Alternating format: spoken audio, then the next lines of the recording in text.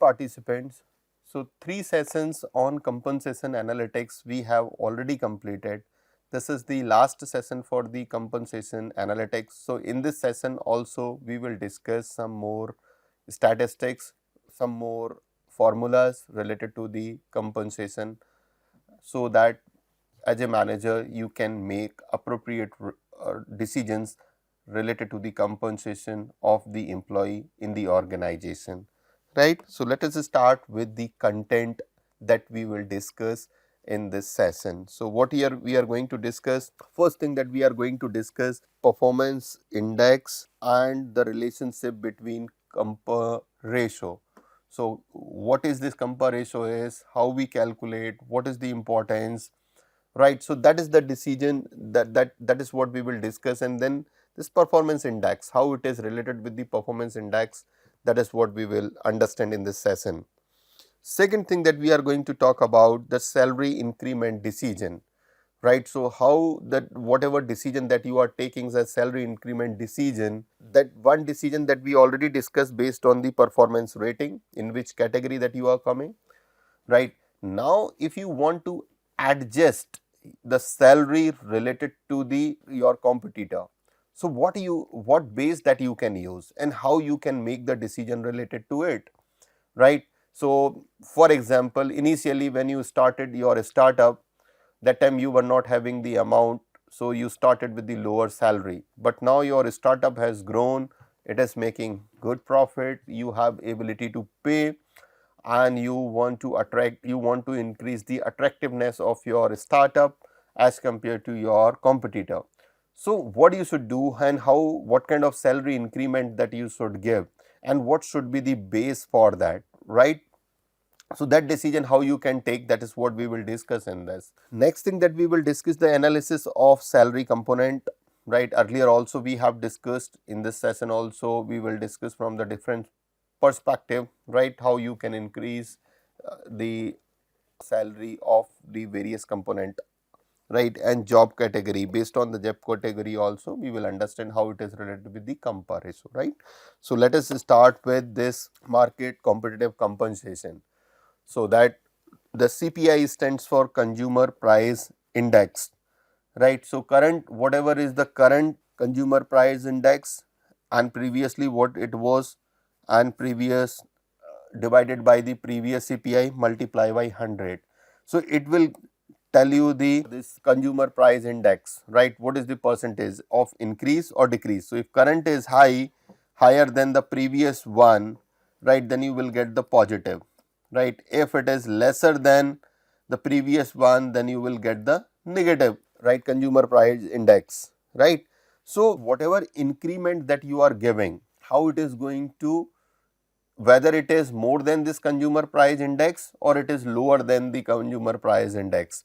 So, if it is lower the consumer price index, in the case of negative, then employees are going to be happy, but if it is lower in the case of the positive, then employees may not be happy in the with the increment that you have given to the employee, right. So, that is what you, that is how you can think about this market competitive compensation increment by understanding the consumer price index, right. So, that is how you can calculate the consumer price index, and then you can think about the incentives that you are giving or that increment percentage, average percentage of hike that you are giving to your employee. You can compare this with the average percentage of hike, and then you can think you whatever decision that you are taking, whether it is appropriate or not, right. So, in the case of negative, I already said people may be happy because you are increasing salary, consumer price index has gone down, inflation is low, right. And in the case of if it is higher, then you need to think how much you are giving, right, whether it is going to compensate the market inflation or not, right. So, that is what you can think here. So, that is how you can calculate this consumer price index, and then you can compare with the incentive or that percentage hike that you are giving to your employee. Next important thing is this compare ratio, right. So, this compare ratio, how you can calculate, first that you need to understand. So, first is the employee pay rate, right, how much amount that you are paying, right. So, base rate, that is what you can say, divided by pay range midpoint. Now, question comes, this employee pay rate is already available with the organization, right. This data is already available, employee pay rate is whatever amount that you are paying. So, this data is available. Now, question comes, how you will get this information, pay range midpoint. So, this information we get through the market survey, that market rate, that competitive market rate, right. So, you need to do this competitive compensation survey. So, when you will do this compensation survey, for example, you feel that your competitors are 5, right. So, what is the price, the pay rate in these 5 organization, right. So, mostly you will, most of the time you will find this midpoint, market average or median, right. So, market average or median. So, that is how you can see the competitor, you can take all market, you can take. So, how many organization that you are serving for the compensation data, right. You can get that data, you can calculate the median or average, right, and then you can put it here divided by that, right. So, if that compare ratio is 1, so what it indicates, what it indicates? It will indicate that employee rate in your organization and market rate is equal, right. If compare ratio is more than 1, for example, it is 1.5. So, it indicates that your organization paying salary which is higher than the market rate. If it is lesser than 1, 0.75, that indicates that your organization paying salary which is lesser than the market rate. So, I hope you can understand how to calculate this compare ratio, right.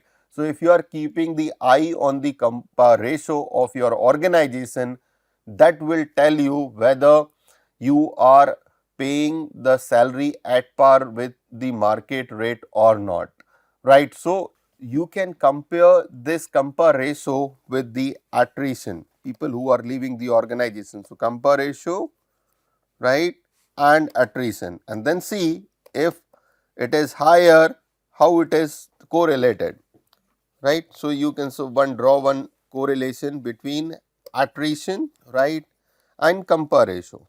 Compare ratio, so here you can say lesser than 1, right. So, 0 to 1 and then you can say 2, right. So, that is how you can take the compare ratio on this 3 and attrition, number of people are leaving. So, that compare ratio position wise, department wise, that is what you can calculate, and then you can see the attrition, number of people are leaving. So, if compare ratio is high and then also people are leaving, then you need to think the real cause of the attrition. Salary is not the cause, because you are already paying the higher salary than the market rate, right. So, salary is not an issue. So, you need to identify the real issue of the attrition. What is the real issue? It is the culture, it is the person's ability, it is the supervisor, it is the organizational values, right. What are opportunities for the job, right. What are the other reasons? That is what you need to analyze, but salary is not the reason. So, that is how you can conclude, you can conclude the compare ratio and attrition. So, this correlation that you can identify, and that is how you can visualize the data, right. So, that is how you can use in relation with attrition and compare ratio. If it is lesser than 1, then you are not paying the salary as per the market rate, right. So, now you need to think the retention strategies, how you can retain the employees within the organization. So, by increasing the employee benefit, by increasing the non-monetary benefit, right. So, that is how you can think and you can make a strategy, because you do not have ability to pay more than the market rate, right. Then you may think about the some other employee benefit and the non-monetary benefit, right. So, that is how you can develop your total reward strategy by using this compare ratio, by comparing with the attrition, right. If salary is the reason or other things are the reason. So, right, so people do compare their salary with the competitor, right. If competitor are paying more, giving more benefit, then they may leave to them. So, in this case you need to think about it and then you can make the comparison, right. So, this is the one of the use of this compare ratio. So, I hope you would have understood how to calculate the compare ratio and how to use it. So, now let us move to the next benefit of the compare ratio, right. So, here that you can see the compare ratio that you have written here, right. So, what I have written, one side that you can see the performance grade, exceptional, outstanding, proficient, developing and minimal. So, let us assume these are the ratings 1, 2, 3, 4, 5, right. Now, what do you want? You want to retain the people from first three category, right.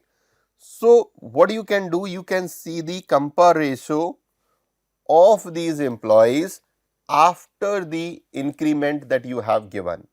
If it is goes more than 1, right, then you may be happy. For example, these two categories you don't want to keep the people, then you can see their compare ratio whether it is less than 1 or it is above 1, right. So, above 1, that I already said, you are paying higher than the market rate. So, accordingly you can design your incentives. I hope you are getting it, what I am trying to make you understand. So, these are the performance rating, right. So, after performance rating you will give the incentives to the employees, right. So, in this case you check after giving the incentives how much salary that person's salary is going to increase. So, after that you check the compare ratio after the increment whether it is above the market or lesser the below the market rate. So, if it is above the market rate, then compare ratio is going to be more than 1. If it is less than the market rate, then it is going to be less than 1, right. So, you decided कि first three category people you will keep in your organization, remaining two category people you will not keep, right, you will not provide developmental opportunities, right. So, what you can do in that case? In that case you can give an incentive, you can design the incentive in such a way so that the first three category employees compare ratio is more than 1 and below two categories compare ratio of the salaries and benefit is lesser than 1, right. Then these people may move to your competitor because you are paying lesser than them, right. So, that is how you can reward your top performer and you can ask them, poor performer you can ask them to leave.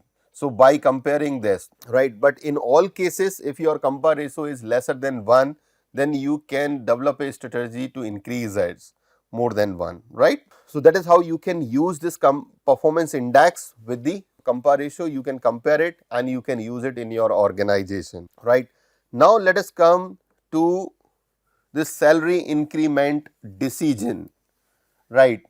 For which position you want to keep the lead market salary, match market and leg market, right. So, job position wise, this is the decision that you have to take, right, salary increment decision, that is what you have to take job position wise.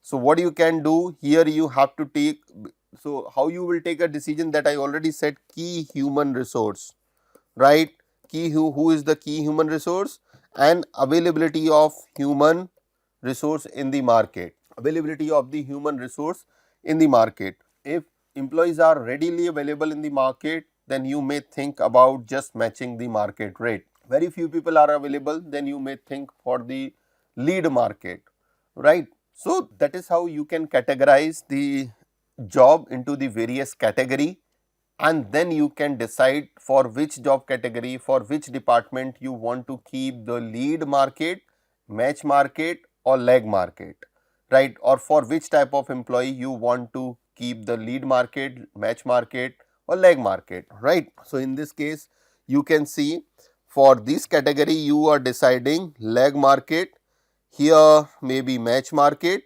and here you can say that lead market, right. So, that is how you can decide on the basis of this performance rating who are the best performer, right. So, best performer are rewarded and poor performers are punished, or you can say that reinforcement, the negative reinforcement that you are giving to them, right. So, if you want to give some more chances and you can give them, and then you can make your strategy how you will improve their performance. If they are improving their performance, you can think you can make the strategy for them, but that is how you can decide if these many people comes under this category, and then you will put them in this particular category. Similarly, on the basis of performance rating, you can make the bell curve, right, and in a bell curve you can decide what percentage of people you will put under the lead category and what type of person you will put under the match category, and what is the percentage of people that you will put under the lag category,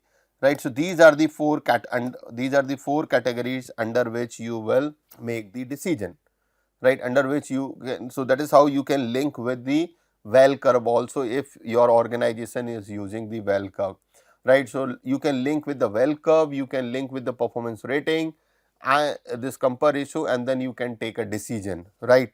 And second thing that you can do, you can link this compare ratio with the department and with the job positions also. Like for example, in pharmaceutical companies, the scientists are very important, right. So, you have decided for scientists you will lead the market, right. For marketing people you will match the market, right. For some other employees, remaining employees, you will lag the market. If they come, they go, it does not matter for you, or it does not impact your performance. If this is the decision that you feel, right, because I believe all employees contribute to the growth of the organization, right. So, you should try to retain them and you should keep up skilling them, right. So, that is what I believe, but you can take a decision based on the salary increment decision for which type of job that you want to lead the market.